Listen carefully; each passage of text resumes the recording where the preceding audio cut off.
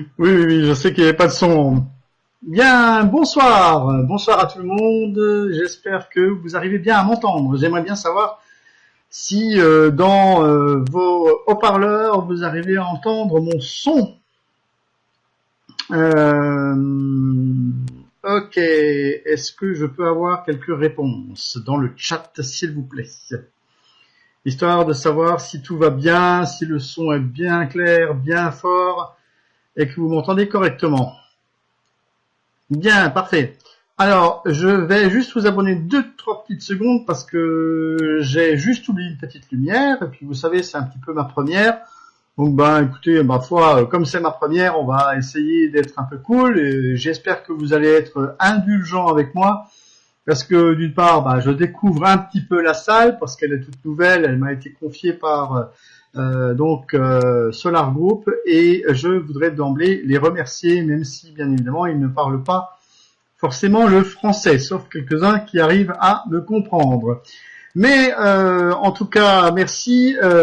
Alexander, guten Abend. Sie sind von Düsseldorf. Ich spreche auch ein bisschen Deutsch. Voilà, je parlais à un ami allemand qui est entré dans la salle.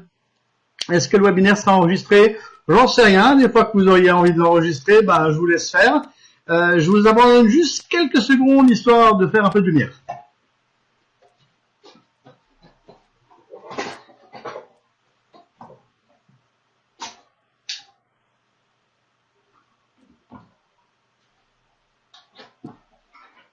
Voilà, comme qui dirait, c'est déjà mieux comme ça. J'attendais un petit peu que quelques personnes viennent encore nous rejoindre. C'est aussi pour ça que je traîne un petit peu au début, parce que bon, on a toujours un petit peu les retardataires, ceux qui n'ont pas vu l'heure, ceux qui ont regardé la télé jusqu'à la fin, et qui ne sont pas encore prêts pour se connecter. Je voudrais saluer tout d'abord, avant de commencer, l'ensemble des participants qui sont déjà là. Alors, à savoir qu'on a des gens de France, d'Allemagne, qui sont là aussi, d'Ukraine, je vois, André, des gens du Cameroun, Cameroun encore, Côte d'Ivoire, bonsoir la Côte d'Ivoire, mes amis, Saint-Claude dans la Guadeloupe, Tahiti, bonsoir Gérard, et bien sûr Gilbert, bonsoir à Gilbert, de la Roumanie. Nous avons également le Sénégal qui est présent, le Bénin, la Côte d'Ivoire encore, mon ami Bissa. Et puis nous avons également des Français, bien sûr, avec grand plaisir. Nous avons donc des Français qui sont là. Bonsoir et rebonsoir à tout le monde. Voilà. Nous allons démarrer tout doucement cette soirée où nous allons parler un petit peu de tout ce qui a été déjà peut-être expliqué par le biais de mon blog, par le biais de parutions que vous avez vues sur Internet. Moi, je vais essayer de vous apporter quelques explications. Alors, bien sûr, ce soir, ben, je vais essayer d'apporter les choses un peu à ma manière, bien qu'on ait une trame qui nous soit fournie, par la compagnie. Et je voudrais aussi préciser que je ne suis absolument pas là en tant que conseiller de quoi que ce soit par rapport donc à de la finance. Je ne suis pas un conseiller financier. Je suis un membre tel que vous. Ou si vous ne l'êtes pas encore, vous allez peut-être le devenir. Et en fait, je ne fais qu'apporter ma contribution au projet, et je me suis proposé pour être le présentateur de ces soirées et d'autres petites choses qui sont à venir. Je suis également sur le groupe officiel qui se trouve sur Facebook. Nous avons également un groupe officiel sur l'application Telegram. Et tout ça, on va y revenir tout à l'heure. Je salue les derniers arrivants. Dépêchez-vous, ça n'a pas vraiment commencé. Donc j'en profite pour vous saluer. Nous allons passer aux questions-réponses un peu plus tard, parce que vous pensez bien que si je fais un peu une présentation, c'est d'emblée vous expliquer des choses, et vous allez peut-être y trouver des réponses à des questions que vous vous posez auparavant, et que je vous apporterai au cours de mon exposé. Alors, vous voyez ce monsieur qui est là, eh bien, c'est monsieur Duyunov, c'est donc un ingénieur. Alors, on va parcourir un petit peu cette trame de présentation. Nous allons voir également le plan d'investissement qui est proposé dans une compagnie d'innovation technologique. Alors, quand on dit innovation technologique, eh bien, ce sont, ma foi, des innovations qui sont sur le marché actuel, parce que des fois, ben, il y a des startups qui démarrent avec rien du tout. Et par contre, là, il y a déjà des études qui ont été faites, et il y a des choses qui sont en cours, et on va les voir dans quelques petits instants. Alors, qui est donc ce monsieur Duyunov? Eh bien, en fait, ce monsieur Duyunov qui... alors, ça y est, j'ai pas tout à fait le bon slide, et là, tout de suite, ça commence bien. Monsieur Duyunov est donc quelqu'un qui a travaillé en tant qu'ingénieur sur des moteurs asynchrones. Alors, c'est quoi des moteurs asynchrones? On va parcourir un petit peu tout ça. Sachez que le projet de Duyunov, c'est donc une technologie qui concerne les moteurs asynchrones de nouvelle génération, essentiels pour la société moderne. Alors, vous allez me dire, oui, mais où sont ces moteurs? Parce que parfois, on se dit, oui, mais c'est bien gentil, c'est des histoires de moteurs, mais ça se situe où? C'est à quel endroit qu'on peut trouver ces moteurs? Sachez qu'il y a 10 000 types de moteurs à induction. On s'appelle également des moteurs à induction. On va voir tout à l'heure ce que c'est que ces fameux moteurs et la différence qu'il peut y avoir entre un moteur qui se dit asynchrone et un moteur qui se dit à aimant permanent.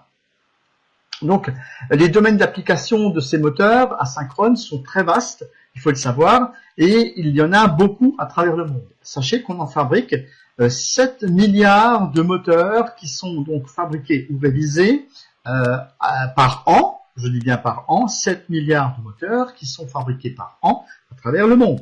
Vous voyez que c'est quand même quelque chose de conséquent, et c'est pas quelque chose d'anodin, c'est pas un objet qu'on a comme ça une fois de temps en temps et qu'on achète, il s'en achète et il s'en fabrique toutes les minutes à travers le monde, de telle manière à alimenter les nombreux besoins qu'il peut y avoir.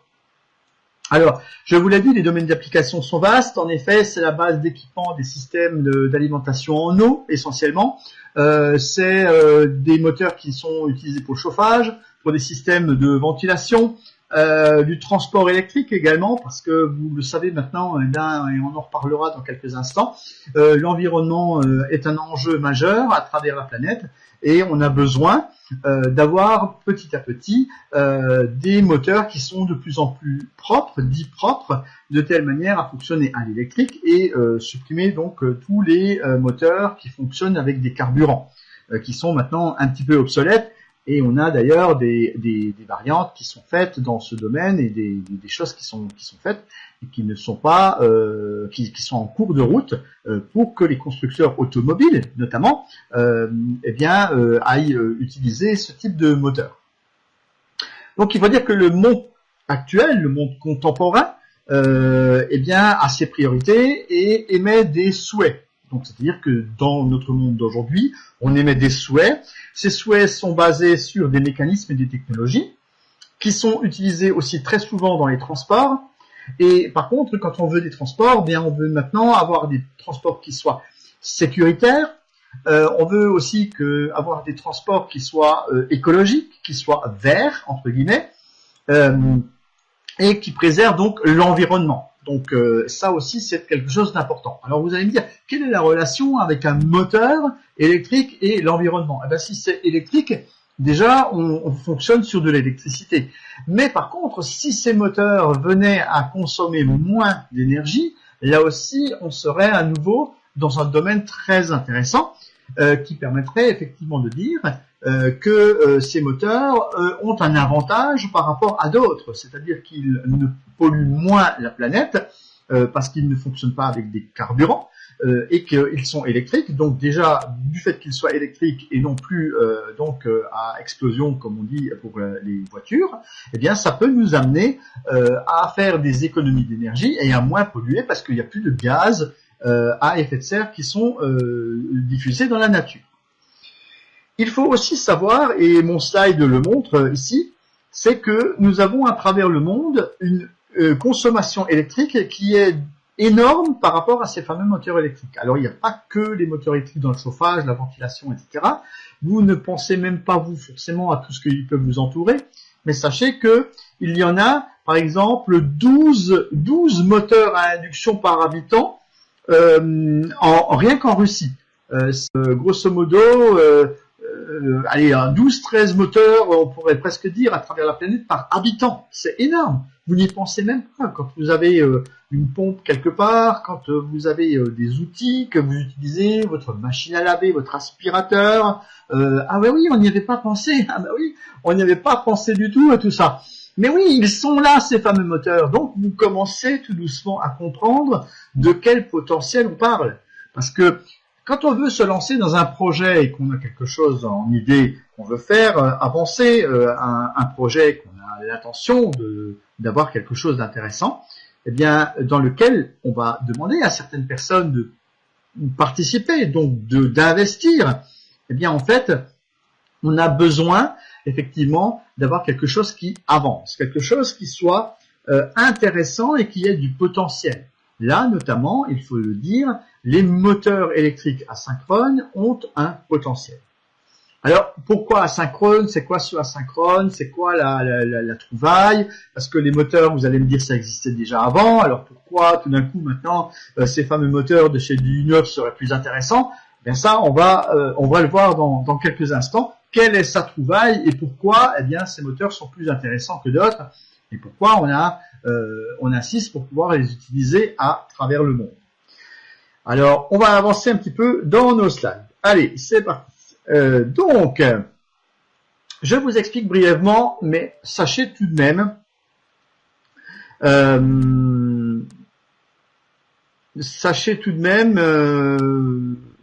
oui, je ne sais pas, il y a quelqu'un qui vient de m'envoyer un petit message. Est-ce que tout le monde m'entend bien?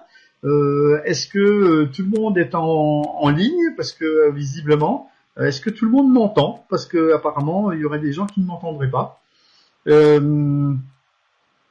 Il y a des gens qui sont peut-être mal connectés, je ne sais pas. Mais en tout cas, moi, je suis là. Je vois un paquet de gens qui sont dans la salle. Mais il y en a certains qui viennent de me dire que je ne suis pas là. Donc, je ne sais pas. Est-ce qu'ils ont loupé le coche? Moi, je suis bel et bien là, dans la bonne salle.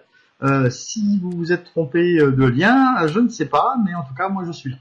Donc, nous allons poursuivre sur l'explication de ces fameux moteurs. Donc, à la base, il existe deux types de moteurs asynchrones. Alors, encore une fois, moi, je ne suis pas ingénieur et je ne suis pas non plus technicien, entre guillemets, même si à la base, je suis issu du monde de la technique. Il faut savoir qu'il existe des moteurs asynchrones qui sont bobinés. Pourquoi? Parce que alors, la différence par rapport à un autre moteur, c'est que nous avons des bobines qui sont à l'intérieur de ces moteurs. C'est-à-dire qu'on a des enroulements qui sont faits avec des fils de cuivre. Et ces fils de cuivre, on va mettre du courant dedans. Et c'est ça qui va faire tourner les moteurs. Donc, il existe deux types de moteurs asynchrones qui sont bobinés d'une certaine façon. Ils sont bobinés d'une part de façon étoile et d'autres moteurs qui sont bobinés de façon triangle.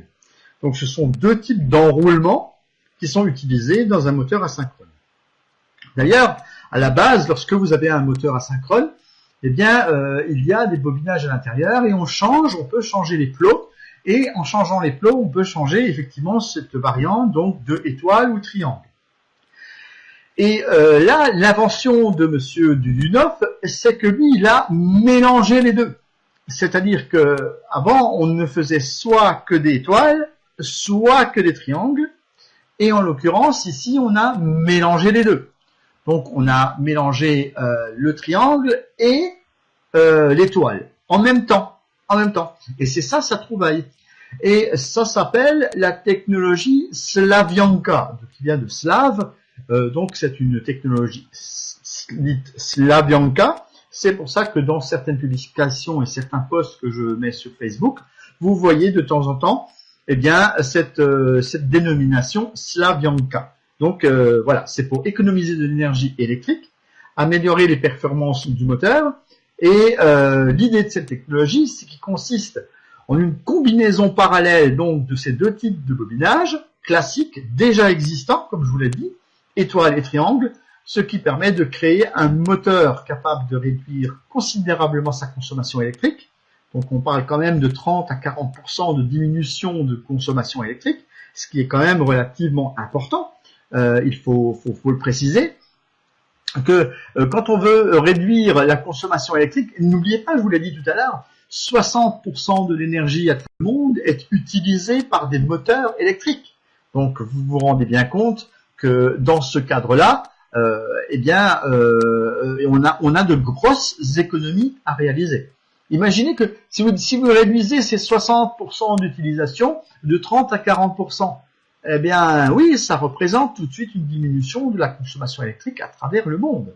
Alors vous allez me dire, oui, bien sûr, on va pas faire tout ça d'un coup, on va pas claquer dans les doigts, et tout le monde va pas avoir des moteurs de U9, etc. Mais c'est progressivement, dans le temps, on va pouvoir les adapter à tout type de matériel roulant que l'on va avoir autour de soi. Et il est essentiel que la taille des moteurs électriques soit également plus compacte, parce que là, du coup, on va pouvoir réduire, parce que comme on augmente la puissance aussi de ces moteurs, on va pouvoir réduire leur volume. Donc on va pouvoir faire des moteurs plus petits. Et là, dans l'industrie, des fois, vous vous rendez compte, vous avez déjà vu, il y a des énormes moteurs, des fois, à des endroits, mais là, on va pouvoir les diminuer. On va pouvoir diminuer le volume de ces moteurs. Donc, on va utiliser moins de cuivre, on va utiliser moins de métaux, on va utiliser moins de composants qui rentrent dans la composition d'un moteur, et on va encore une fois là faire des économies. Toutes ces choses combinées les unes derrière les autres font que effectivement on est sur une technologie qui est très intéressante et on va avoir des moteurs avec des puissances beaucoup plus élevées. Voilà donc grosso modo pour l'explication technique. Alors, j'ai également dans mes explications une des premières inventions, une des premières mises en œuvre, je dirais, de Monsieur Duyunov, Dmitri Duyunov, c'est d'avoir fait une roue moteur utilisant la technologie, ce qu'on appelle un moteur moyeu. Un moteur moyeu, c'est tout simplement une roue, par exemple, de vélo ou une roue de motocyclette, une roue de deux roues, tout simplement, que ce soit même à l'avenir des trottinettes, parce que vous avez entendu parler des trottinettes électriques, il y a des tas de choses qui peuvent rentrer dans le cadre, il y a tous ces véhicules, des petits véhicules que les gens vont commencer à utiliser de plus en plus, ou également les voiturettes qui sont très en vogue dans certains pays, notamment en Chine, parce que on parle des fois de la France, c'est bien, on a des grosses voitures, mais vous savez que les Chinois eux, fonctionnent avec des petites voiturettes, et que nous, on appelle ça des pots de yaourt chez nous. Mais croyez-moi que là-bas, il y en a des milliers qui circulent. C'est pas parce que nous, on en croise un de temps en temps et qu'on lui klaxonne, qu'en fait, justement, ils roulent trop doucement, ces véhicules. Donc là, s'ils ont possibilité de rouler un tout petit peu plus vite grâce à des moteurs un peu plus performants, et qui consomment moins, ça pourrait être intéressant pour éviter que ces voiturettes nous enquiquinent, entre guillemets, sur la route. Ceci dit, je vous le dis, dans certains pays, c'est très très très en vogue. Il faut savoir que, par exemple, Duyunov a fait des accords avec la marque Denzel, Denzel qui est en Chine. La marque Denzel produit des voiturettes et qui se vendent par milliers là-bas. Donc, vous savez, c'est pas juste un petit marché de quelques voiturettes, des gens qui sont socialement peut-être bas et qui n'ont pas de permis ou des choses comme ça. Là-bas, c'est pas du tout la même chose. Et quand vous voyez le potentiel des habitants de la Chine, eh bien, ça n'a absolument rien à voir avec nous. Donc, je crois que il faut aller. Des fois, on dit oui, la France, les Français, mais on ne voit pas ça en France. Mais vous savez, en France, on a tellement de technologies. En France, on a tellement de choses qui fonctionnent bien. Et on a aussi une population qui est vieillissante. On a aussi une population qui ne va pas toujours de l'avant. Donc, il faut aussi se rendre compte qu'il y a d'autres pays que la France et que quand on investit dans un projet comme celui-là, il n'y a pas forcément que des Français. Même si nous, on s'intéresse à ce projet, il faut savoir que la Russie est très grande, les États-Unis sont très grands, la Chine c'est très grand, et que là, il y a des marchés qui sont ouverts et il y a du potentiel par rapport à l'utilisation de ce qui est produit, notamment là des moteurs ou des vélos électriques. Parce qu'il n'y a pas que les voiturettes, il y a aussi des vélos électriques. Vous savez qu'il y a certains pays, qui sont notamment les pays scandinaves, qui utilisent beaucoup de vélos. Les Chinois utilisent beaucoup de vélos, mais de plus en plus de vélos électriques. parce que ça coûte pas cher en fait à fabriquer. Ça a les avantages et ça leur apporte plein de bonnes choses. À ce jour, le moteur de U9 n'a absolument pas d'analogue, il faut le savoir. Même les spécialistes d'embobinage des moteurs qui existent déjà ont avoué que la mise en œuvre des nouveaux principes de construction du moteur de U9 à bobinage breveté de type Slavyanka dépasse significativement tous les moteurs électriques les plus sophistiqués qui existent actuellement. Donc on est sur un marché qui est de pointe et qui apporte quelque chose. C'est important d'expliquer ce que c'est, parce que bon, au départ, on dit, oh, bon, des moteurs, ouais, mais des moteurs de quoi? Donc là, c'est quand même intéressant de savoir un petit peu de quoi on parle.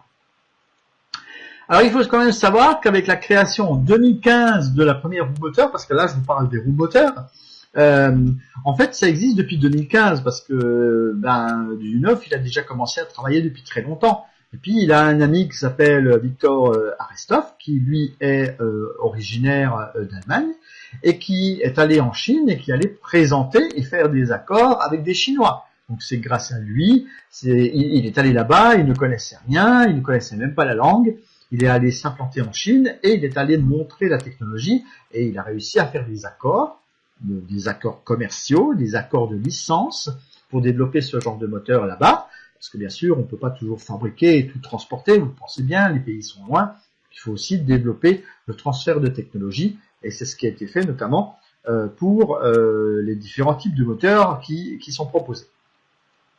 Alors, dans quoi est-ce qu'on peut également utiliser tous ces moteurs? Essentiellement dans le transport, hein, je vous en ai parlé tout à l'heure. Donc, il y a certaines marques de voitures qui ont commencé à utiliser donc ce type de moteur.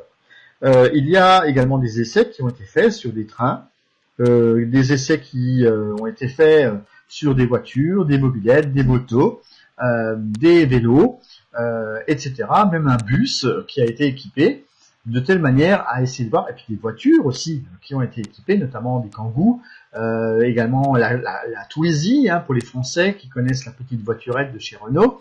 Là aussi, des tests ont été faits. Chaque année, les roues moteurs gagnent de plus en plus de popularité et donc de plus en plus de terrain. Actuellement, tous les modèles présentés sur le marché sont notamment ceux des moteurs BLDC. Alors, c'est quoi ces moteurs BLDC? En fait, ce sont des moteurs qui sont constitués avec des aimants. Donc, en opposition à un moteur qui est en bobinage de chez U9, vous avez d'autres moteurs qui existent et qui sont fabriqués en Chine, qui nécessitent d'avoir des aimants de terre rares. Alors, les aimants de terre rares, c'est un minerai qui est donc exploité en Chine dans des mines. Et dans ce cadre-là, il faut savoir que tout simplement, vous avez un extrait de minerai qui est fait en Chine uniquement. Donc, c'est-à-dire que la Chine dispose à ce moment-là d'un monopole pour pouvoir fabriquer les fameux aimants qui composent nos moteurs. Parce que nous avons beaucoup de moteurs qui existent aussi avec des aimants permanents qui sont à l'intérieur. Vous avez peut-être déjà démonté un moteur un jour et vous avez vu qu'il y a des aimants parfois à l'intérieur. Donc là, du U9 a enlevé les aimants et il a mis des bobinages à la place. Et on peut aussi savoir, voir et se rendre compte que l'on peut construire des moteurs, c'est une chose, mais on peut aussi les rénover. C'est-à-dire qu'on peut prendre des moteurs qui existent déjà, qui sont sur le marché, qui consomment beaucoup d'énergie. On peut les rénover avec un bobinage type Slavyanka. Et on peut à ce moment-là fournir des nouveaux moteurs qui sont beaucoup plus performants, qui consomment moins d'énergie et qui peuvent aller plus haut en gamme. Alors encore une fois, je ne suis pas technicien. Je ne suis pas dans la technique moi-même de ces moteurs. Je ne suis pas ingénieur. Mais il y a des tas de paramètres qui font que c'est très très très intéressant et on va pouvoir faire notamment une comparaison entre des moteurs qui sont dits à aimant permanent et des moteurs qui sont faits avec des bobinages. Donc on va faire une comparaison des différents types de moteurs à moyeu. Alors je vous rappelle, le moteur à moyeu, c'est par exemple un vélo qui est donc équipé de ce type de moteur. Oui, bien sûr, Alain, ils seront également adaptables pour les machines, aspirateurs, etc. un énorme, moi je dis des fois, un marché colossal à travers le monde. Hein. Je l'ai dit tout à l'heure, ça représente quand même 7 milliards de moteurs par an, pas partout, par an, de construits et rénovés. Donc, il faut dire quand même que Dmitri Duyunov a commencé à développer sa technologie depuis 1995, donc c'est pas tout neuf non plus, et que de nombreuses études ont été réalisées, y compris des tests effectués dans des laboratoires et par des spécialistes, auxquels on a ensuite octroyé des licences de fabrication de ce procédé. Alors il y a des gens qui vont me dire oui, mais on comprend pas très bien parce que on parle d'un projet d'un côté, et bien d'un autre côté on nous parle que ça existe déjà. Oui, c'est une technologie qui existe déjà et qui est déjà sur le marché. Ça c'est important de le dire. Parce que c'est pas quelque chose qui va apparaître dans 2 ou 3 ans, comme on pourrait penser par rapport aux dates du projet. Simplement, je vais vous expliquer en détail tout à l'heure comment se déroule le projet, et ce qu'on a déjà fait, et ce que l'on va faire encore. Donc ici, vous avez peut-être commencé à lire ce petit slide. Vous pouvez voir que les moteurs à enroulement de type Slavyanka, donc à gauche en orange, sont donc beaucoup plus performants, parce qu'ils ont une possibilité déjà de rouler en roue libre, notamment pour un vélo. On parle spécifiquement là de roues à moyeu, donc de roues qui équipent des vélomoteurs. Et on a une force de freinage lorsque l'alimentation est coupée, qui n'existe pas avec le type Slavyanka, alors que une forte puissance de freinage lorsqu'on utilise un moteur à aimant. On voit aussi les possibilités de rouler en roue libre, je vous l'ai dit à l'instant. Le pédalage, lui, est facile sur un vélomoteur, alors que pour un moteur à aimant, il n'y a pas de possibilité de pédaler facilement. On n'a pas dit qu'on ne pouvait pas pédaler, mais c'est dur, voilà, c'est difficile à pédaler. Pour les performances, on a le maintien d'un couple de moteurs à tout moment, alors qu'il y a une importante chute du couple moteur lorsque l'on arrête l'alimentation, lorsque l'on coupe l'alimentation d'un moteur à aimant. Capacité de surcharge contrôlable en fonction des courants, parce que là aussi, en fonction du contrôleur, c'est-à-dire de l'appareil qui permet de contrôler la vitesse, eh bien, on a des variations qui sont très sympathiques par rapport à une capacité de surcharge qui est limitée par l'induction des aimants, les aimants n'ayant pas de bonne cote dans ce cas-là, et la puissance du moteur diminue avec le temps, parce que bien quand ça vieillit mal, alors que, quelles que soient les conditions d'exploitation, le nouveau moteur, dit type Slavyanka, lui, résiste beaucoup mieux dans le temps. Et puis maintien de la force coercitive tout au long du cycle de vie du moteur, alors qu'il y a une perte de la force au fil du temps, au fil des années, avec des moteurs à aimant. Pour ce qui concerne la fiabilité, on a la preuve totale de l'effet physique, donc alors que pour le moteur à aimant, c'est sensible aux effets physiques. Les aimants sont des matériaux fragiles. Il faut savoir qu'il y a une sensibilité pour les poussières. Vous savez, quand on roule avec un moteur à aimant, ça fait des poussières, de la limaille de fer, en fait, de la limaille d'aimant, en fait, si vous voulez, la poussière d'aimant, qui rentre dans le moteur et qui ensuite fait que ce moteur tient moins longtemps. Alors que de l'autre côté, on a un bobinage qui, lui, eh bien, ne pollue pas, ne fait pas de poussière, et qui donc permet à ces moteurs d'être beaucoup plus résistants et beaucoup plus intéressants à utiliser. On a donc également la moitié du moteur à moyeu qui est immobile pour les moteurs Slavyanka, un bon système de refroidissement avec une possibilité d'utilisation de câbles de sections différentes. Alors des câbles de sections différentes, c'est pour l'alimentation, parce que quand on a un moteur à aimant, on n'a pas trop le choix, on est obligé d'utiliser des câbles uniques, un seul type de câble. Et si vous utilisez toujours un gros câble pour aller partout, en fait, ça coûte aussi beaucoup plus cher de le fabriquer. Le coût, justement, le coût est beaucoup plus faible, parce qu'on pourrait s'imaginer que parce que c'est une innovation technologique que ça coûte plus cher. Non, patatras, ça coûte moins cher, ça consomme moins. Il y a une disponibilité des matériaux qui sont en dehors de la Chine, donc il y a une indépendance de la part des pays qui les fabriquent, et on n'est plus dépendant des mines de la Chine et des aimants de terres rares qui sont donc extraits des mines de minerais en Chine. Voilà. Donc on est indépendant par rapport à la construction, ce qui veut dire qu'on peut construire des bobinages partout dans le monde, on n'est pas obligé d'avoir recours à des aimants qui sont uniquement produits en Chine. Voilà.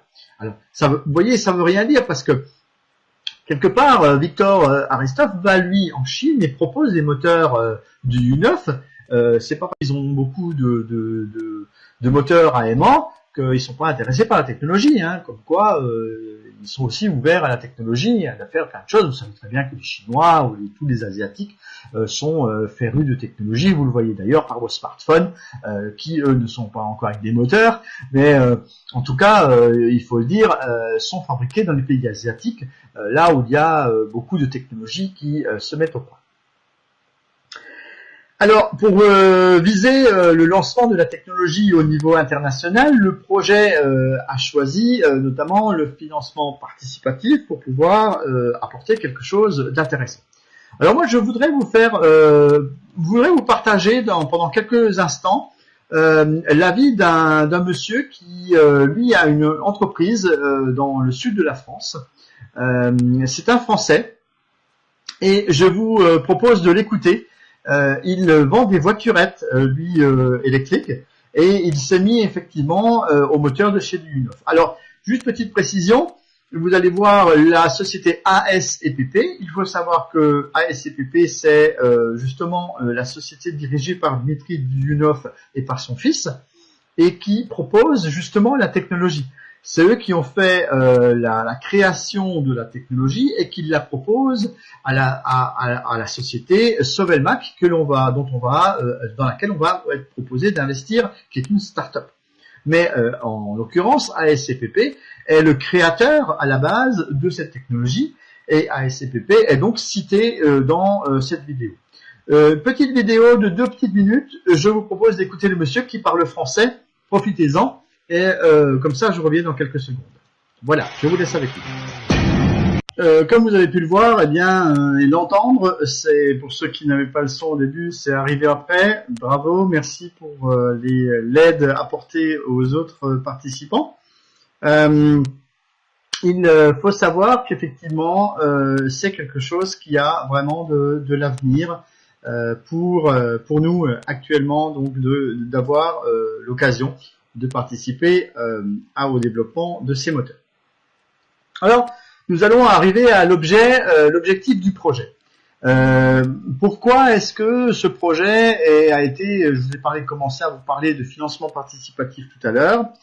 Petite précision pour la France, parce que moi je suis français et qu'en France, eh bien, on a des décrets, des lois, des choses comme ça qui font que le financement participatif est réglementé et qu'il faut bien sûr faire attention dans le cadre du financement participatif à ne pas dépenser tout son argent et de faire attention à l'équilibre de votre budget. Sachez que c'est ce qu'on appelle du capital risque et que quand on fait du capital risque, eh bien on risque de l'argent. Donc on risque de l'argent même si les projets en eux-mêmes paraissent très solides et on va en parler dans un instant, sont solides parce qu'on a des garanties qui sont données par certaines actions et certaines personnes. Ça fait que on doit simplement mettre de l'argent que si on le souhaite en son âme et conscience, et que moi je ne suis absolument pas conseiller financier, même si j'ai parcouru quelques études dans ce domaine, mais je suis aussi là pour vous prévenir que quand on parle de financement participatif, c'est bien évidemment en votre âme et conscience que vous faites les choses. Ceci dit, on n'est pas non plus là pour proposer des sommes gigantesques, et quand on parle du mot investisseur, on parle des fois de quelque chose qui pourrait paraître invraisemblable au niveau montant. C'est-à-dire que quand on commence à parler investissement, eh bien là, on pense tout de suite qu'il faut avoir beaucoup d'argent sous le matelas, alors qu'en fait on parle de financement dit populaire, donc de financement participatif, et que dans le financement participatif, justement, l'idée c'est de rassembler beaucoup de petites sommes par tout à chacun, qui est capable financièrement de verser une petite somme et qui vont faire une grosse somme à la fin pour la start-up qui en a besoin. Donc c'est ça le principe du financement participatif. On n'est pas du tout sur des grosses sommes, on n'est pas du tout sur des montants extraordinaires, c'est chacun en fonction de ses possibilités. Voilà. Maintenant que j'ai éclairci un petit peu tout ça, et que je vous ai dit aussi que je ne suis pas conseiller financier et que je vous donne ces renseignements qu'à titre informatif et de loisir. Donc je ne suis pas financier de métier. Si vous avez besoin de renseignements, je vous invite à vous diriger vers un comptable, vers des gens qui sont susceptibles de vous apporter de l'aide dans ce domaine. Alors, l'objectif du projet. Un des objectifs du projet, c'est la création d'un bureau d'études. D'un bureau d'études et d'ingénierie. Un centre d'ingénierie qui soit en mesure d'exercer des activités dans le domaine suivant. Développement et ingénierie de nouveaux moteurs électriques selon la demande des clients. Parce qu'il y a des clients qui peuvent avoir des besoins spécifiques et qui vont avoir besoin d'un moteur qui n'existe peut-être pas encore. Et qui, compte tenu donc du fait qu'on peut réduire ces moteurs et qu'on peut augmenter la puissance, n'existait pas auparavant. Et les utilisations en fonction aussi des puissances, des courants qui circulent, etc., tout ça est mis en œuvre dans une technologie donc unique, dit des bobinages de Slavyanka, type Slavyanka. La rénovation des moteurs également, parce qu'on a la fabrication des moteurs, donc le projet prévoit aussi la rénovation des moteurs. Là, on parle de qu'est-ce qu'il y a dans le projet. Il y a donc une production à petite échelle au début, plus tard dans les 2 ans, donc sous 2 ans, on y est actuellement, parce que le projet, je vous rappelle, a démarré en 2017 pour ce qui concerne le financement participatif, et on va voir comment il se déroule.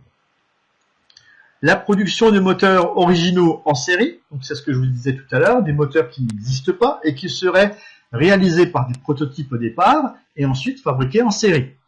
Et puis la mise au point de production de moteurs électriques dans le pays du client. Ça aussi c'est important parce que là, par transfert de technologie, comme je vous le disais tout à l'heure, on ne va pas forcément fabriquer tous les moteurs en Russie et puis ensuite les transporter jusque dans certains pays qui sont extrêmement loin. Donc à ce moment-là, on serait obligé d'utiliser des bateaux, etc. Et puis le coût du moteur serait bien plus élevé que ce qu'ils pourraient fabriquer dans leur propre pays. Ce n'est pas le but non plus.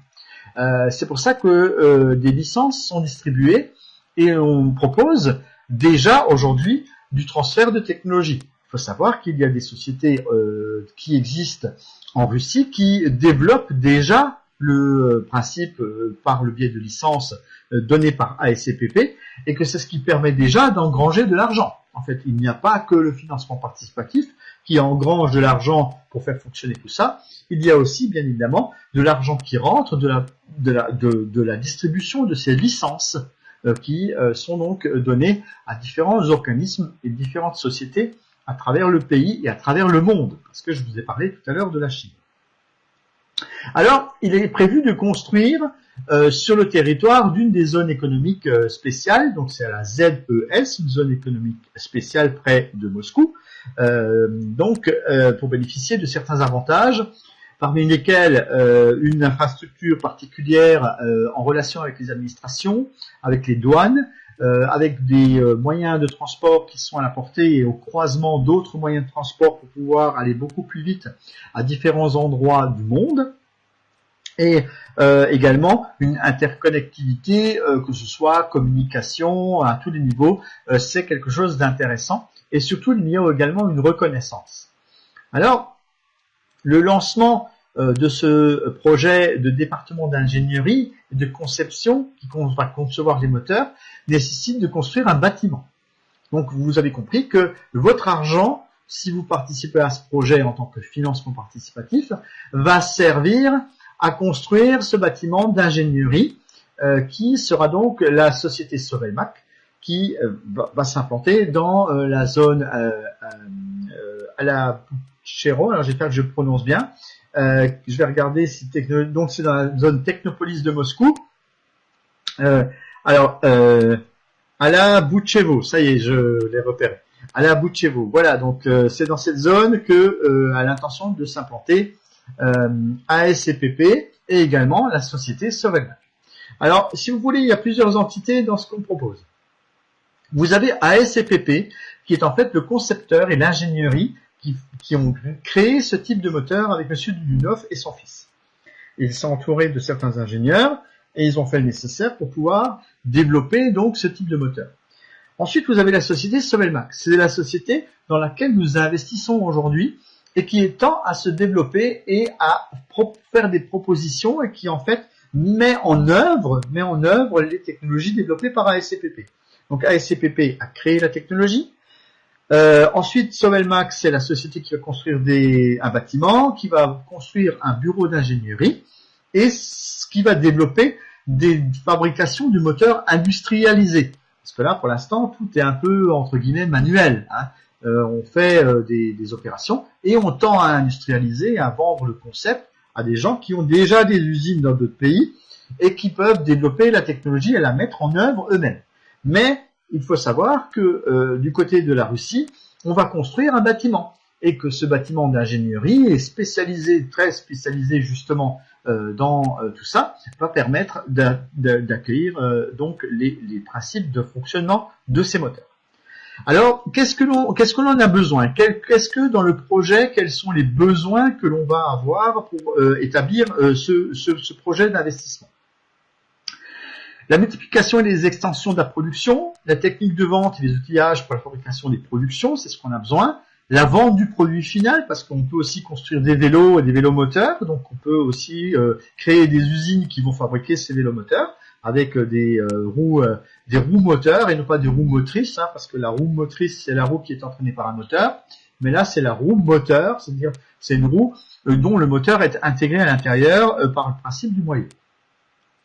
Vente de la licence permettant de maîtriser et fabriquer les produits à travers la technologie. Et on a besoin, écoutez bien, on a besoin pour cela de 40 millions de dollars. Donc 40 millions de dollars, c'est en tout cas l'objectif qui est là et qui a été fixé pour pouvoir aider cette start-up à vous proposer donc des parts que vous allez acquérir.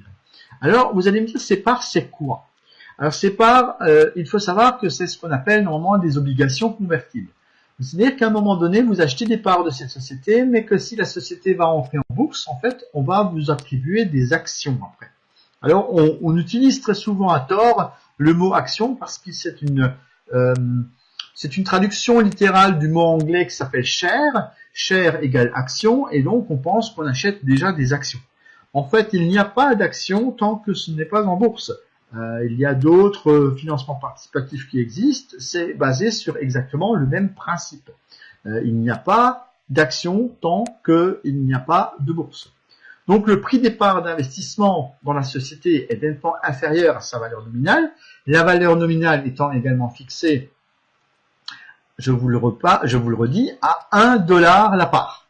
Donc c'est 1 dollar à l'entrée en bourse. Mais vous savez bien, la bourse, ça monte et ça descend. Donc le 1 dollar, c'est le jour J à l'instant T, c'est-à-dire le jour où ça rentre en bourse, mais après ça peut monter, mais ça peut aussi descendre. Donc ça, il faut le prendre en considération. C'est pour ça aussi qu'on parle de capital risque. Alors, le prix des parts actuellement, il est infime, il est vraiment infime. On va voir tout de suite dans quelques instants les tarifs qui sont proposés. Vous allez vous rendre compte qu'effectivement, c'est vraiment ridiculous, entre guillemets, le prix qui est proposé. Vous allez pouvoir acquérir un nombre important de parts. Pourquoi? Parce que le projet est divisé en 20 étapes. Donc il y a 20 étapes qui sont là et qui sont proposées. Depuis 2017, il y a déjà 7 étapes qui se sont écoulées. Donc on a aussi très récemment fait un saut, un bond dans le temps.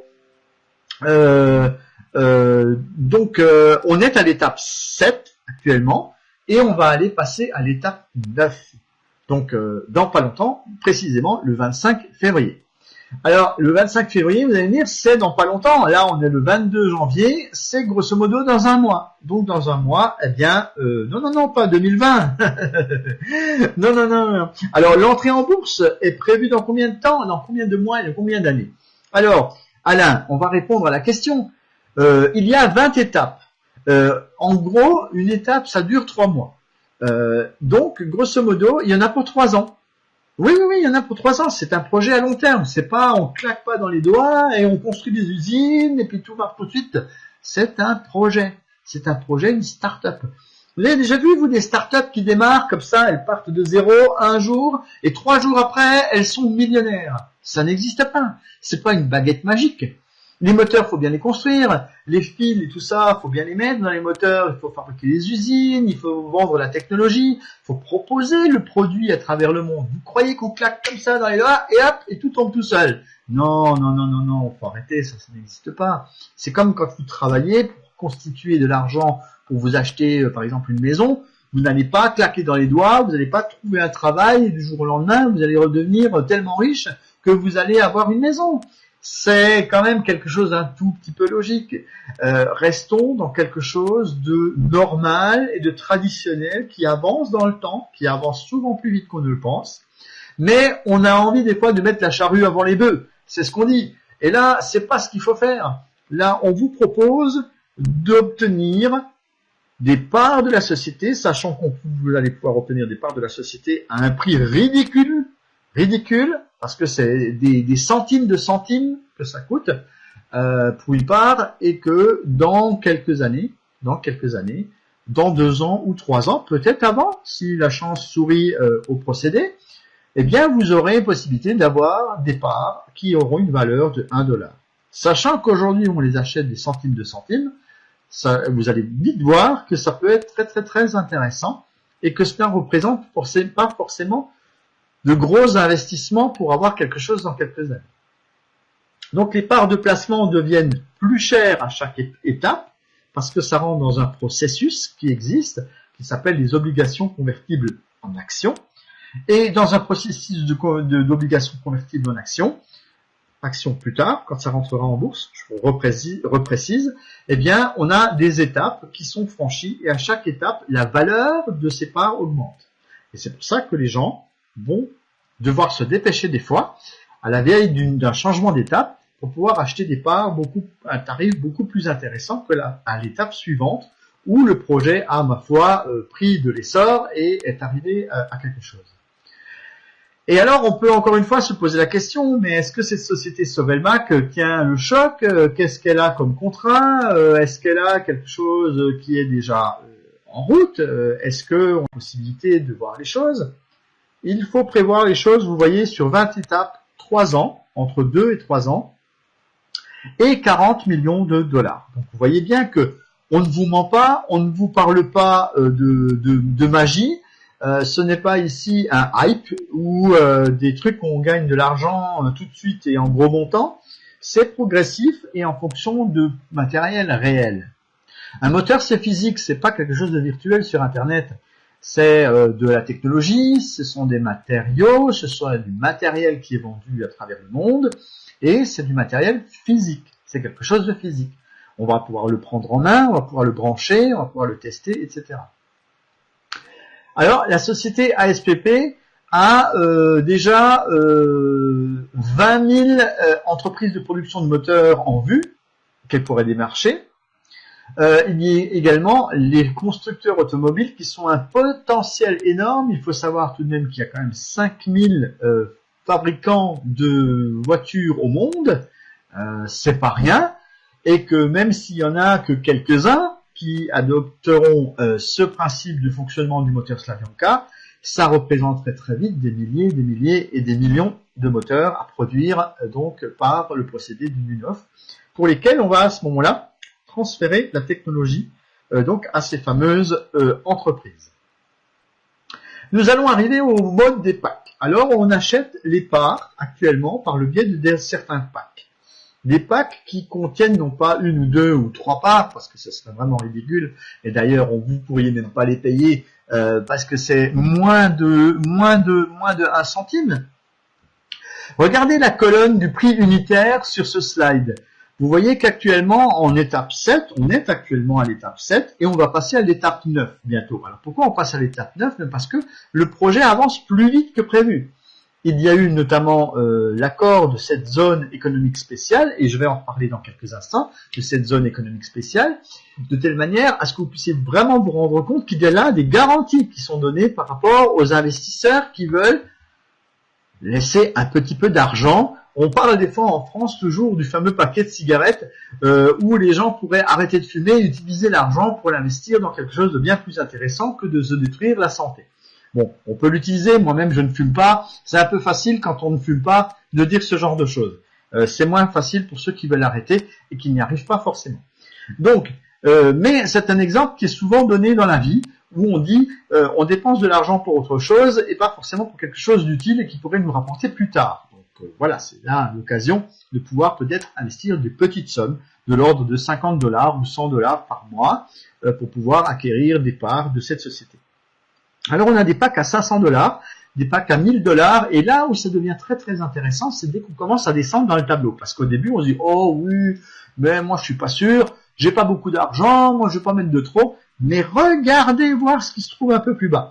Regardez voir, pour 30 mois, à la raison de 30 mois, vous avez 2 115 000 parts. 2 millions, pour combien? Pour combien? Pour 166 $ par mois. Sur 30 mois, d'accord. C'est un pack à 5 000 $. Ok, d'accord, c'est de l'argent. Mais, pour 5 000 $, vous avez 2 millions de parts. Donc, potentiellement, quand ça rentrera en bourse à 1 $, vous avez 2 millions. 2 millions de dollars. Ah, c'est pas négligeable, et très sincèrement, ça paraît quand même intéressant. Ah, il y en a qui vont dire, oh, mais c'est trop beau pour être vrai, ça. Non. Là, vous avez aujourd'hui, parce que c'est en étape 7, vous avez la chance de pouvoir acheter des parts à ce prix-là. Ceux qui vont venir dans 2 ou 3 étapes, ceux qui vont venir dans 3 ou 4 mois, ceux qui vont venir dans 1 an, ils vont plus avoir ces avantages-là. Ils vont acheter des parts, mais à la place d'en avoir 2 millions, ben, ils en auront peut-être que 500 000. Ils auront un demi-million. C'est toujours intéressant. Ça sera toujours intéressant. Mais vous, aujourd'hui, vous avez l'avantage à ce que ce soit très, très, très, très intéressant. Alors, elle va me dire, c'est quand le moment où on va pouvoir bénéficier des avantages donc de ces parts que l'on va acheter. Eh bien, vous avez la possibilité de les revendre. Dès que les parts seront à un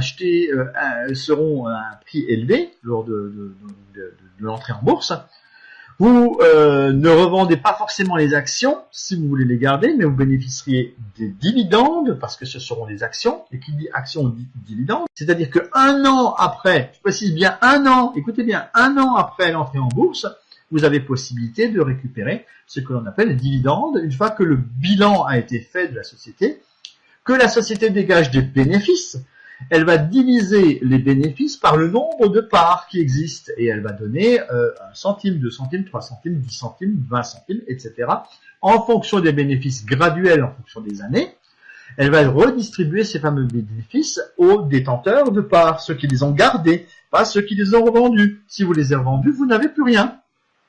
C'est un peu comme la crypto-monnaie. Si vous la revendez, vous n'avez plus rien. Alors que là, si vous avez des parts qui sont entrées en bourse et vous avez donc à ce moment-là des actions de la compagnie, vous allez avoir par la suite des dividendes qui vont vous être versés à vie tant que vous allez garder ces fameuses actions donc dans votre portefeuille, dans votre poche.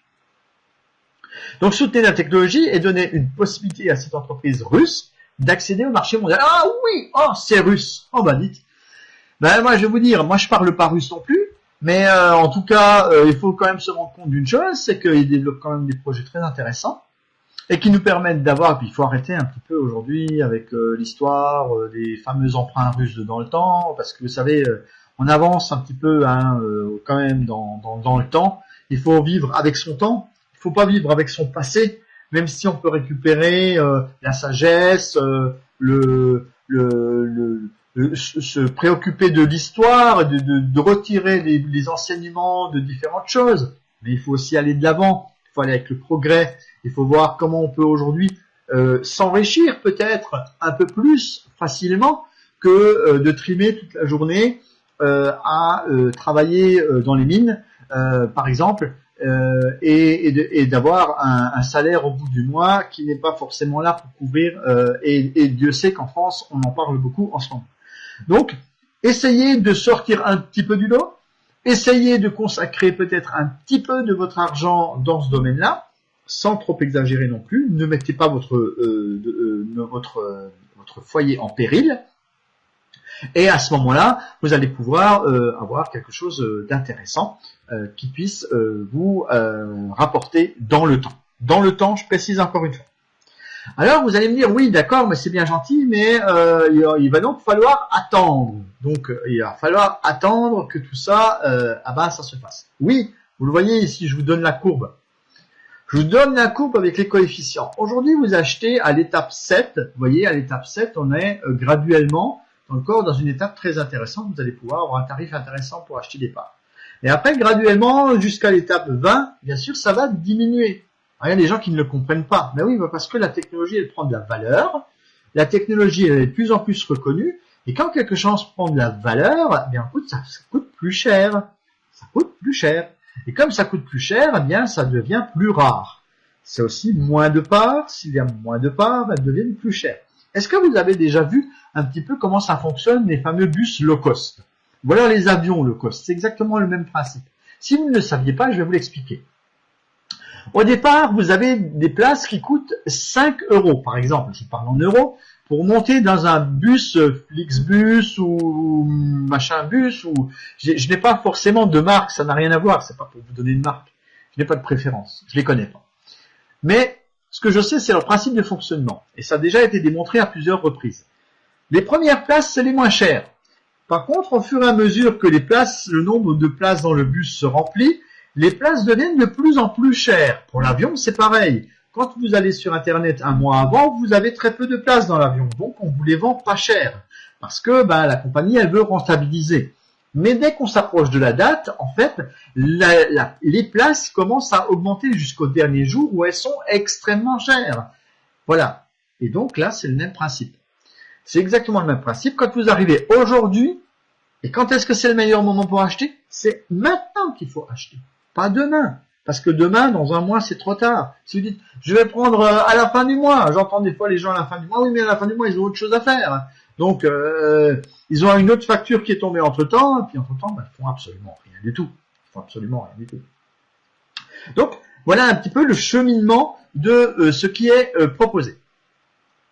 Dans ce qui concerne le schéma juridique et le mécanisme juridique de la société, il faut savoir que 25% de la société va être détenue par ASCPP. Donc 25%, c'est quand même l'équipe numérique qui va détenir donc cette partie-là. Il y a également l'équipe de Duyunov qui va détenir 25% parce qu'il faut quand même quelque part des dirigeants, des gens qui soient là et qui maintiennent le cap pour pouvoir avancer. Et puis ensuite, il y a 50% des parts qui sont donc prévues pour le tout à chacun, c'est-à-dire vous et moi, pour pouvoir investir dans ce domaine. Et on aura donc 50% des parts. Enfin, nous tous, 100% du collectif des investisseurs, représenteront 50% de la part de Sovelbank. Et c'est comme ça qu'est dessiné le schéma et qui vous est donné ici sur ce slide. Voilà Monsieur Duyunov, donc, que vous aviez peut-être déjà vu en image. C'est donc le développeur de la technologie de bobinage de type Slavyanka, inventeur de moteurs de à moyeu sans aimant permanent, que je vous ai montré tout à l'heure. Et c'est en tout cas lui qui a fait tout le nécessaire pour en arriver là.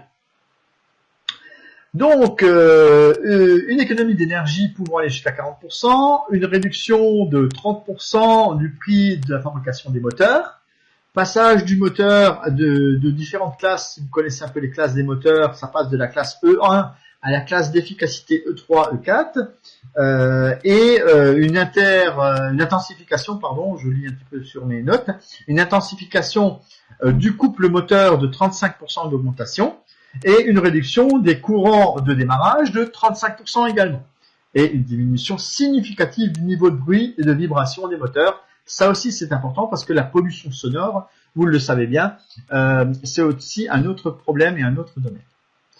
Alors, les investisseurs peuvent également faire du partenariat. Je le précise au passage, bien que ce ne soit absolument pas obligatoire. Donc, si vous ne voulez pas attendre 3 ans pour récupérer les fruits de votre investissement, vous pouvez très bien, suivant un plan de rémunération, bénéficier de ce que l'on appelle le marketing de réseau. Ce n'est absolument pas obligatoire. Je précise, d'ailleurs, si ça l'était, ce ne serait pas légal. Donc là, encore une fois, c'est quelque chose que certaines personnes vont pouvoir développer.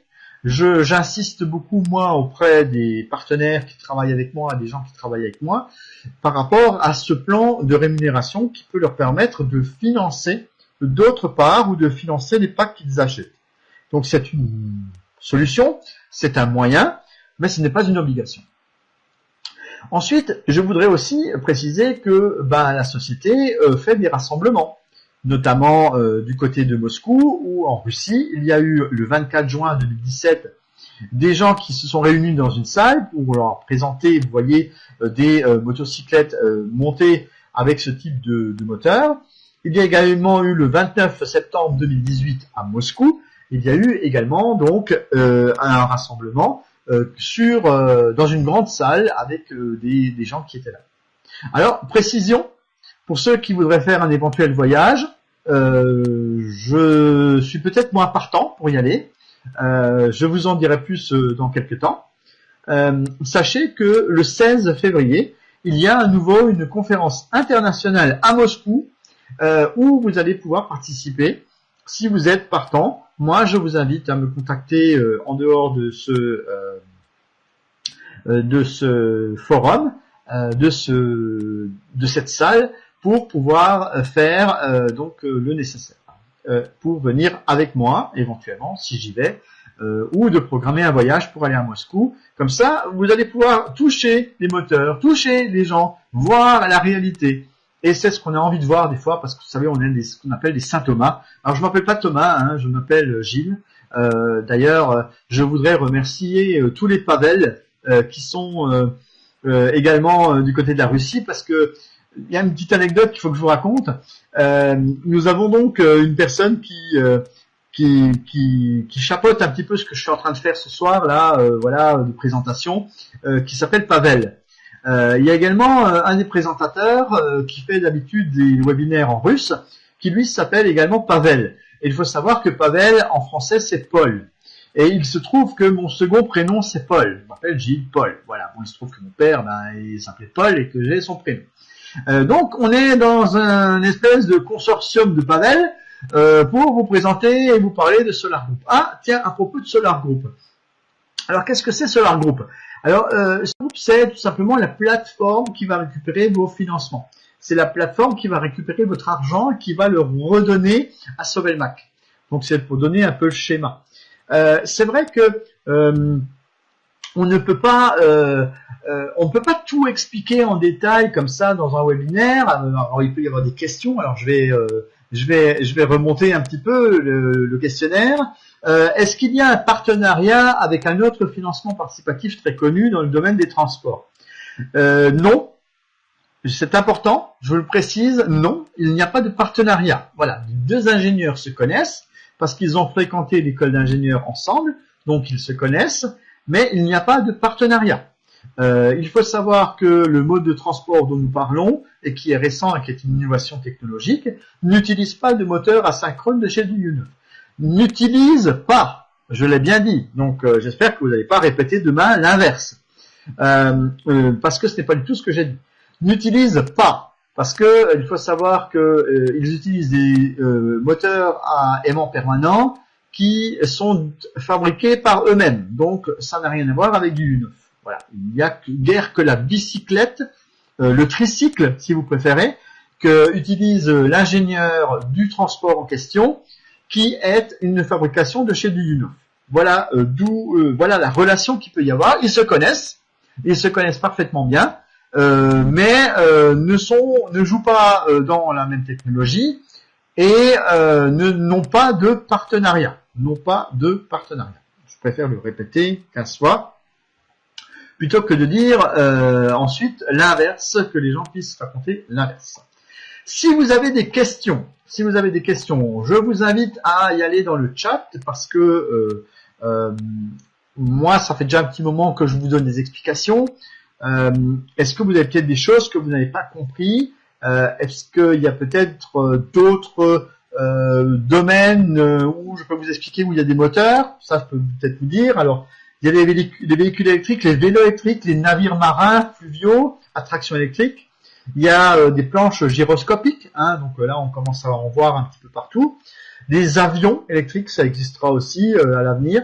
Les ascenseurs, les escaliers, les remontes-pentes, les escaliers roulants, également les meuleuses d'angle, les machines à couper au plasma, il y a également les visseuses, ça y est, les visseuses perceuses, les climatiseurs, les ventilateurs, les aspirateurs, tout ça, ça se finit en heures, comme les moteurs, et les systèmes de suivi d'équipement utilisés dans l'espace, là aussi, il y a des moteurs pour diriger les panneaux, vous voyez par exemple sur les satellites. Il y a également les grues, les treuils de charge, donc les ascenseurs, hein, je vous disais, les fauteuils roulants, oui, les fauteuils roulants, les centrales hydroélectriques et thermiques, des groupes d'éoliennes, des groupes électrogènes. Tiens, d'ailleurs, si vous n'étiez pas au courant, si vous n'étiez pas au courant à propos de groupes électrogènes, il y a quand même sur le Dakar une équipe qui a gagné notamment une course, qui est donc la Kamaz, voilà, Kamaz Master, qui utilise un groupe électrogène qui comporte un moteur de chez Duyunov, avec un bobinage de Slavyanka. Donc vous voyez qu'il y a quand même dans l'actualité aujourd'hui des moteurs de ce type qui sont déjà utilisés. Compresseur à piston, conduite distribution d'air, pompe hydraulique, machine industrielle, vous voyez que c'est absolument phénoménal, tous les endroits où il peut y avoir ce type de moteur. Alors l'équipe est composée de personnes dont je ne connais pas la quantité. Alors, c'est une excellente question. Je vais la noter et si je vais à Moscou et je vous ramène des images, ce qu'on aimerait tous voir, je pense, je serai à même de rencontrer cette équipe et de vous ramener des images et des informations sur des sujets auxquels je ne peux pas répondre aujourd'hui parce que je ne suis pas chez eux et qu'en plus, il y a la barrière de la langue. Moi, je ne parle pas un mot de russe et je vais aller voir des Russes. Alors, j'espère qu'ils vont m'accueillir avec quelqu'un qui parle spécifiquement le français pour moi, je l'espère, et pour que je puisse comprendre tout ce qu'ils me racontent. On me l'a promis, si j'y vais. Et bon, allez, je vous ai presque vendu le truc, quoi. Hein. Donc, si j'y vais, voilà. Est-ce qu'il y a des gens peut-être intéressés à venir avec moi? Je n'en sais rien. Manifestez-vous. Alors ensuite, qu'est-ce que j'ai comme question? Cela représente donc l'effectif. Je ne sais pas. Ensuite, action en bourse pourrait atteindre. Non, pas d'objectif de la valeur en bourse. Le quota pour l'instant, c'est trop tôt. On parle de 2 à 3 ans. Vous pensez bien qu'il y a une évolution qui peut se faire d'ici là.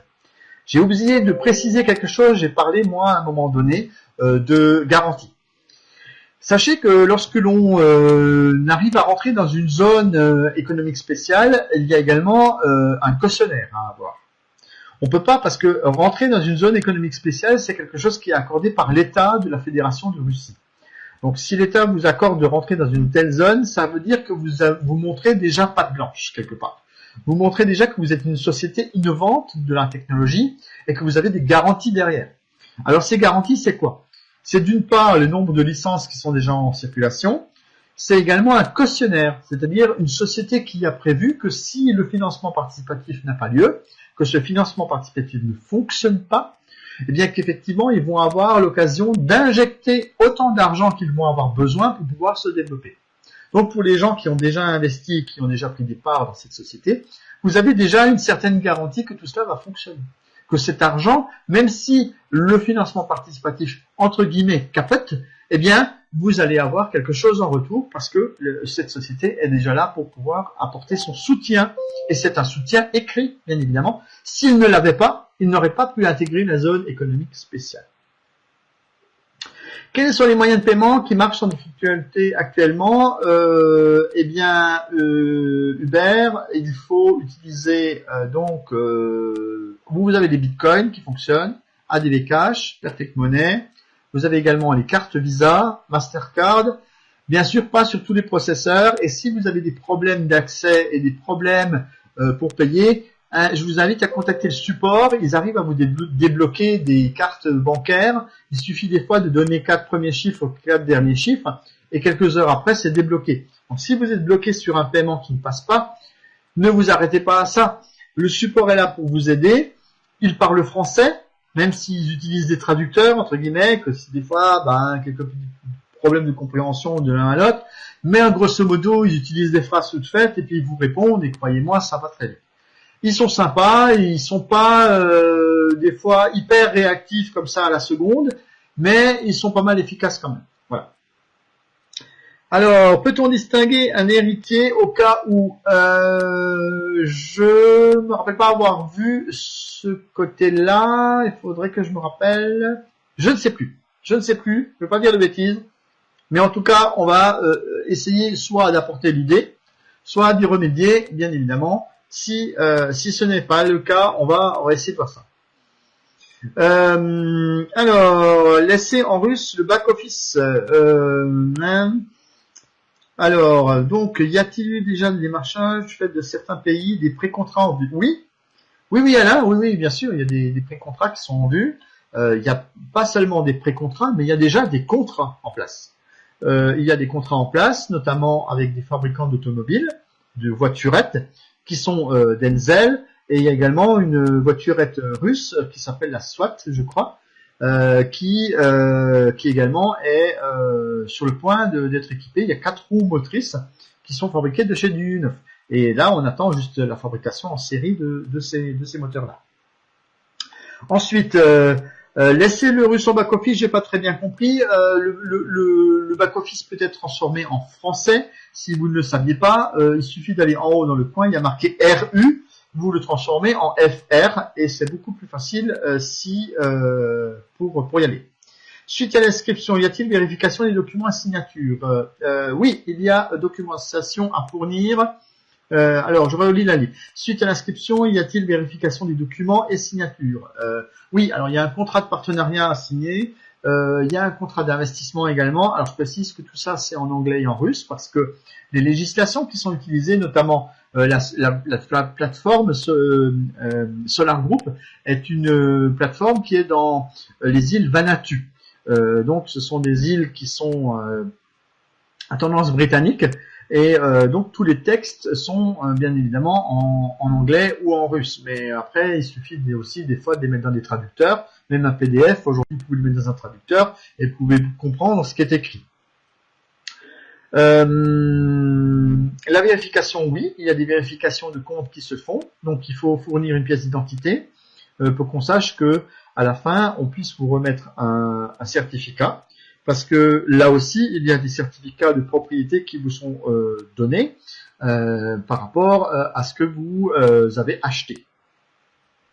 Ensuite, pour payer, je vous ai donné quelques indications.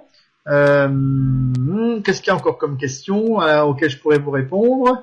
Est-ce qu'il y a des choses que je n'ai pas vues? Est-ce que vous avez d'autres questions que je n'ai pas pu voir dans le chat?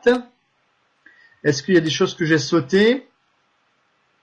Je ne pense pas. Est-ce que j'ai répondu à tout? Voilà, sinon on va reposer la question tout simplement. Si vous avez d'autres petites choses pour lesquelles vous auriez besoin d'éclaircissement. Alors, sachez que nous avons également, que ce soit sur Facebook ou sur l'application Telegram, nous avons donc des groupes qui vont vous permettre de participer et de nous suivre, en tout cas, d'avoir des informations. Donc, le groupe Telegram, c'est quoi? C'est une application qui peut accueillir beaucoup de monde, notamment plus de 100 000 personnes. Alors, par rapport à d'autres groupes qui sont peut-être des groupes WhatsApp ou des choses comme ça, on parle souvent de WhatsApp, les groupes WhatsApp ne peuvent contenir en gros que 250 personnes. Donc, au bout d'un moment, malheureusement, on est obligé d'en virer quelques-uns. Alors ça, c'est pas toujours très sympa parce que on n'a pas envie de virer les gens. Hein. On a envie que quand ils sont là, on a envie de les garder, quoi. Hein. Donc, je vais vous donner un lien déjà, si j'arrive à vous le donner. Voilà. Oui, on peut changer de pack en cours de route, Pascal. Mais attention, cette option n'est valable que pendant l'étape 7 encore, c'est-à-dire pendant un mois. Alors oui, si vous n'étiez pas au courant, au-delà de l'étape 9, à partir de l'étape 9 du 25 février, cette option va disparaître. Donc si vous voulez augmenter votre pack, c'est possible. À côté du bouton régler ou payer dans votre back-office, vous avez un autre bouton où il est écrit que vous pouvez faire un upgrade, donc que vous pouvez changer de pack pour en avoir un peu plus important au fil du temps. Moi aussi je l'ai fait. Au début j'ai pris un pack à 500 et au final j'ai pris un pack à 5000. Voilà, j'ai rien à cacher. Voilà, on a la possibilité parfois de voir la lumière devant nous et de se dire tiens, finalement c'est quand même un bon plan. Voilà, chacun étant libre de faire ce qu'il veut. Donc le groupe officiel, je précise que ce sont des groupes officiels parce que j'ai reçu autorisation de la direction de faire ces webinaires. Donc pour l'instant il n'y en a pas d'autres de fixés, on vous donnera les dates au fur et à mesure.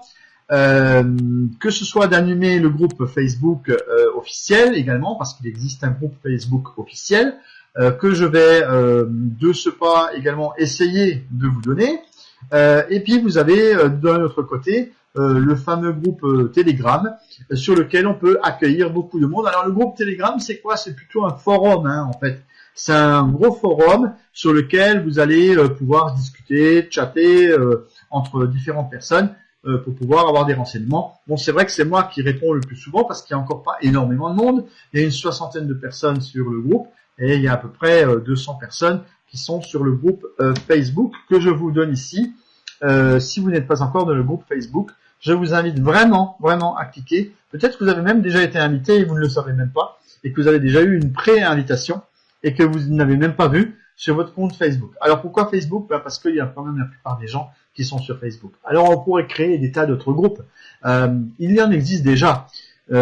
Mais parfois ils sont en russe ou en français, c'est moi qui les alimente. Alors il faut aussi avoir le temps à un moment donné de les alimenter, c'est-à-dire de commencer à faire des textes, de récupérer toutes les informations au fur et à mesure qu'elles arrivent, etc., etc. Donc, vous voyez, c'est pas toujours facile à faire. Il y a quand même parfois un petit peu de travail derrière et que je peux pas être partout. Voilà.